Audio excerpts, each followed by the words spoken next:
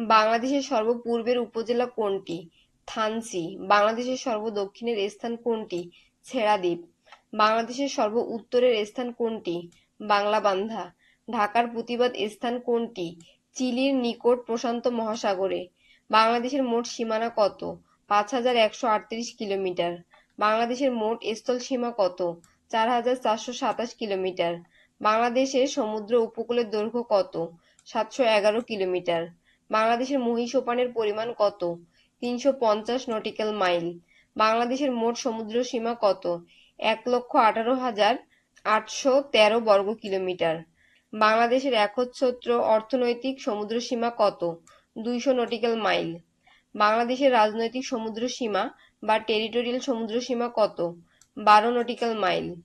লন্ডনে অবস্থিত গ্রিনিচ মান মন্দির থেকে বাংলাদেশ সময়ের পার্থক্য কত? +৬ ঘন্টা।